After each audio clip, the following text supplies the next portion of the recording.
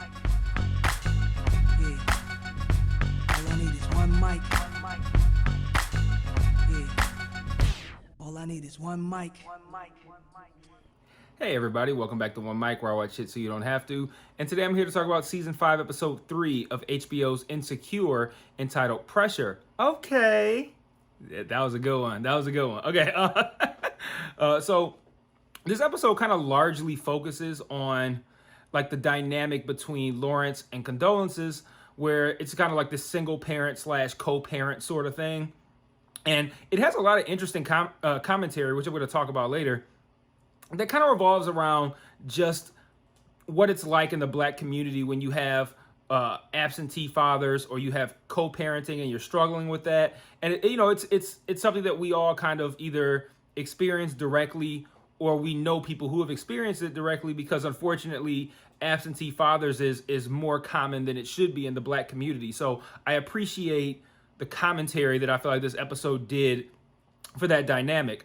On the flip side, I feel like this show is almost kind of like, I don't want to say limping toward the finale, but it seems to be strolling at a casual pace toward its finale. Like, these episodes all feel like very self-contained stories almost. Like, I don't really feel like we're advancing these people's relationships in a way that's going to culminate in a satisfying series finale. If this was just a season and it was like, okay, well, they could take however much time they want, whatever. But it's like, this is the last season and they know it going in. So they're moving toward a series finale. And I just kind of feel like right now it's kind of just, like I said, just kind of slowly moving there at a casual pace, as if these aren't half-hour episodes and there's only 10 of them. And speaking of which, they're not even half-hour episodes. Like, they're half-hour on runtime when you look at what HBO Max tells you. But you get credits, you get the preview for next week, and then you get this wind-down segment with Issa talking to various individuals involved with the show. And that eats up probably a good 7 or 8 minutes of the runtime. So if you have a 35-minute episode, you might only have 28, 27 minutes of actual episode. And this one, I think, was only like 28 minutes on runtime. So this might have only been 21 or 22 minutes of actual content, which, again, generally I don't care about that. But when we're entering a final season and they know they were entering the final season, we know they're entering the final season, I just kind of feel like they should be moving a little bit quicker here with this story and advancing it a little bit faster. But having said that, I'm going to talk about this episode because there are a lot of things that I did like about this episode, just because when there are certain stigmas within the black community and some television show or film kind of like talks about that and opens a dialogue, I always appreciate that kind of stuff, because there's so many things that are either like this, where it's something that we don't really talk about, at least in a way that's productive. You know, there's a lot of shit talking about absentee fathers in the black community, but not a lot of actual like worthwhile discussion. And another one that irks me is like the rampant homophobia that's in the black community. So like, if there's a television show or a documentary or a movie that kind of like opens up a dialogue about these topics, I always appreciate that. So I appreciate that as it pertains to this episode. So jumping right in real quick, because I don't want to spend a whole lot of time on a show that's not giving us a whole lot of time, to be honest. This one jumps ahead after, I think it was the end of episode 1 or 2, where Issa essentially shoots down Lawrence. He asked if he should come in. She says no. And that's how this episode begins, with how that meeting ends.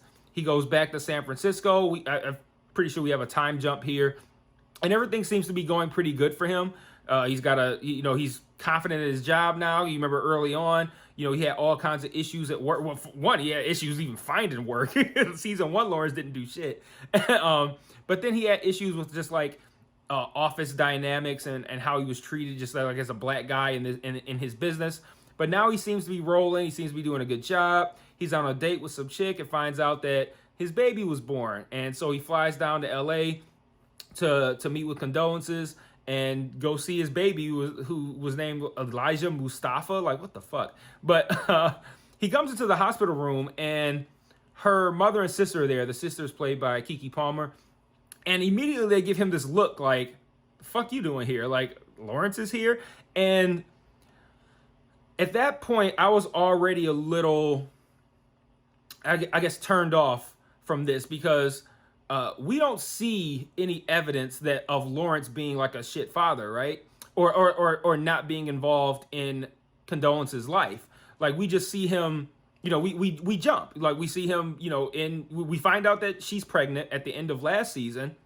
Then we come to this season and we essentially, I believe it's a time jump. We time jump to him in San Francisco doing well for himself. And we don't actually see him not being there for her during this pregnancy. So when the episode kind of opened with them almost, it felt like they were not even giving him a chance from the start to be involved in this kid's life. I'm like, why are you giving him a confused face? He's the father. Why the fuck wouldn't he be here, right? But, there's a whole lot of like shade being thrown his way, kind of like a lot of decisions being made without him, which again, as a father, like, as a good father, that pisses me off. I don't know how Lawrence would feel about that, but I mean, he was pissed. But they named him without telling Lawrence. He found out via text. There's another scene where like they're talking about the baptism, and Condolence has already got it planned out and says something like her sister was gonna text him the details. Like, don't treat me as an afterthought. Like, what are you talking about? Like you gonna text me? Somebody gonna text me the details? Like, don't plan the shit without me. Like I'm not involved. But then there's a moment where he says something like, "Fuck," I can't remember what he says, but she responds with something to the effect of like, "Oh, so you actually plan like you actually plan on helping out? Like you plan on not actually just popping in and out? Like you actually plan on hanging out?" And that surprise by her showed me that essentially Lawrence was not involved at all in, during the time that she was pregnant. And that now it makes sense why they would give him so much side eye when he shows up. But I felt like this episode, or at least the concept of them being resentful toward Lawrence, would have benefited with maybe like a scene, maybe like a montage at the beginning, which actually they did later in the episode, which would have been much better to do at the beginning. Because the montage they did later in the episode was really well, it was sad, but it was really good. And but it would have benefited to have this montage at the beginning where we see maybe like Lawrence living it up, just like we said. Well, actually, shit, that exact montage, Lawrence living it up, popping bottles at work, having sex with women, just living his life, while Condolences is dealing with the baby all by herself. Something like that at the beginning of the episode where we see her dealing with like going to doctor's appointments while he's doing, while he's at the club, or, he's banging some new chick and she's, dealing with, morning sickness or something, something like that. Like, and then we move into him showing up once the baby is born, and now the side eyes all make sense. And I don't feel like the show is trying to give me some deadbeat father shit that's not, that hasn't been established within the world of the show, which is what I felt watching that. Because that pissed me off, because I'm like, here we go again with the fucking deadbeat black guy. Like, come on, man. Like, don't give me that shit. But if they had done that montage thing beforehand, now I can believe, like, okay, now I see why they were upset with him. So I thought that was a little wonky. Like, they could have laid that out a little bit earlier to help those scenes have a little bit more weight. But as the episode progresses and we learn about how Lawrence has kind of just been in and out this whole time, it really speaks to what that dynamic is like, because Lawrence feels cheated almost. Like, how are you going to do all this stuff with me? How are you going to exclude me? I'm trying to be here. I'm trying to help. And you're treating me like shit. But then it doesn't really, at least, well, not it, we as a community often don't think about, and when I say a community, I'm going to rephrase that entirely. We as fathers don't really take into account, we look at it like, oh, I'm putting forth this effort, but we don't look at, what we're not doing. And I think that's what Lawrence failed to take into account, is what he was not doing. And he tries. There's a scene in a hospital. He kind of like snaps on the doctor not snaps on the doctor, but he snaps about, wanting to know like what's going on with the milk, all this he's asking questions, and Condolences is just like, I'll take care of it. Don't worry about it. And again, I'm kind of just like, why is he not even getting a chance here? So this was prior to me kind of like getting the understanding that Lawrence had kind of been in and out prior. Then later, another scene I want to talk about that I thought was interesting was at the baby shower. It was the baptism. The Reverend, like, he does the like thing where like, and I don't know if you guys experience this, but like old like black people, like my grandma always used to do this with me. If she wanted to give me money, she always like would like clasp my hand, almost like a handshake, like it was a secret, and then would like leave the money in my hand. and like the Reverend does that with Lawrence, and that's such old black people shit. Like that they were like they're just gonna like, oh, here you go, baby, buy yourself something nice, and they slide like $5 into your hand. And it made it funny that it was $5 because Lawrence is grown. Like for me as a kid, it's like, okay, $5, cool. But like for Lawrence, he's like, you give me $5. But the reason I want to talk about that scene is that the Reverend shouts out Lawrence. He's like, yo, great job. You know, it's good to see a black father who's around and who's present. And Condolences and Kiki Palmer exchange glances. And I love that scene because I've always found it interesting how men in general, not just black men, we get credit as fathers for doing the bare fucking minimum. Like if we're just there and we're around, people are like, oh, he's such a good father. Like I got that a lot on Facebook when my son was first born. My son's now 13, but when my son was first born, you know, I'm posting like pictures of him online and shit. And they're like, oh, you're such a good father, which is fucking true. But you don't know that just because I posted pictures of him. Like that's not what makes me a good father is that I post pictures of my kid or that I love my kid. That's not what makes me a good father. How I raise my kids is what makes me a good father. And the Reverend just with Lawrence just being present at this baptism is like, oh, let me worship you for being a present father. Like so great to see a black man being there for his kids with no credit whatsoever given to the fact that Condolences had to go through this whole pregnancy on her own.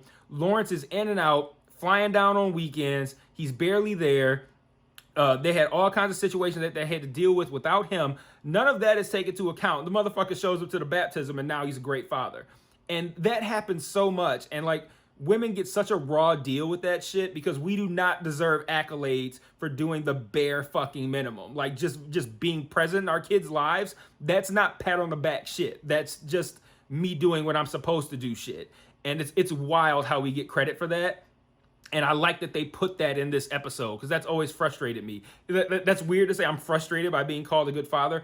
But at that time, as a new father, it did bother me a little bit because I'm just like, you know, you don't know what I'm doing. Like, yes, I'm doing a great job as a father. Yes, I'm always around for my kids. Yet, yes, I'm always here. Yes, I raise my kids. But like, just because I post pictures of them on Facebook, I'm a good father. Like, that's a real low bar for men. So I like that they put that in there. Let's see.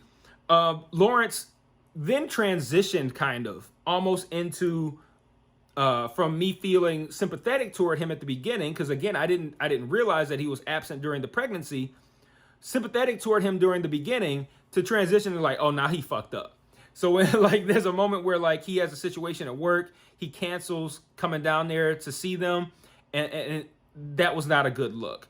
And then that's later is when we get the montage that I talked about, where it's cutting back and forth between him popping champagne, having sex, living it up, and Condolences is, you know, dealing with all kinds of baby shit by herself. And that is kind of when Lawrence started to not started to lose favor with me, but that was when it was like, okay, Lawrence is officially like pretty much a fuckboy at this point. He's trying, which is better than absolutely nothing. But when you get to spend 5 days of the week doing whatever you like, and then you only check in as a father on the weekends, that's so fucking convenient because like the mother doesn't get days off. Like she has to be there all the time. Condolences doesn't get 5 days or 2 days or 3 days. She gets 0 days of free time. Lawrence gets 5 days of free time, pops in part-time on the weekend and goes, why aren't you giving me any credit here? And that's such a fuckboy move. So like, yeah, Lawrence kind of wore out his welcome with me there. So at the end of the episode, they get into a fight. Lawrence says, I'm going to do whatever I can to see my kid with or without you. She says, I'm going to get the fuck out of her house. He goes to fly back home, and the plane experiences some turbulence. You can see his eyes watering up. He looks at like a mother with her baby sitting in another seat. He's probably scared that he might not see his kid again because he probably thinks he's going to die on this plane. And then he gets home, and the episode ends with him essentially saying, this isn't working. What are we going to do now? I'm assuming that he's going to move to L.A., and do the right thing. Because this whole time, I feel like Lawrence is a well-intentioned guy. Like, he was a fuckboy in this situation. Like, that montage pissed me off. Like, I'm like, you over here fucking some chick.